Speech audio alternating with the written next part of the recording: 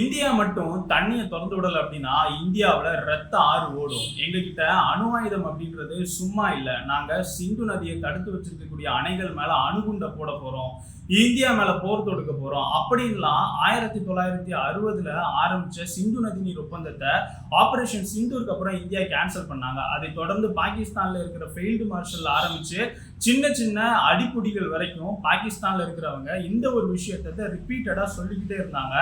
ஆனா இன்னைக்கு அதை எல்லாத்தையும் கைவிட்டு இந்தியாவினுடைய கால்கள்ல சாஷ்டாங்கமா விழுற மாதிரி ஐநா சபையில பாகிஸ்தானினுடைய தூதர் உஸ்மான் ஜாதும் கெஞ்ச ஆரம்பிச்சிருக்காரு.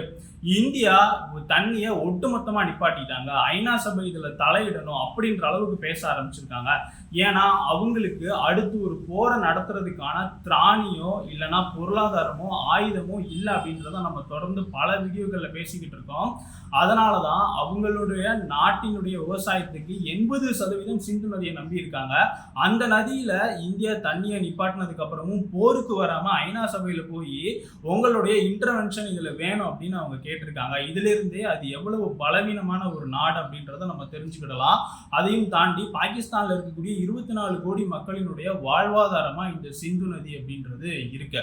இந்த சிந்து நதியை ஒரு வெப்பனைசேஷன் ஆஃப் வாட்டரா இந்தியா மாத்துதாங்க, தண்ணியை ஆயுதமா மாத்தி எங்க மேல இந்தியா போர் தொடுத்தாங்க அப்படின்ற மாதிரிலாம் பயங்கரமான குற்றச்சாட்டை பாகிஸ்தானினுடைய தூதர் ஐநா சபையில சொல்லியிருக்காரு.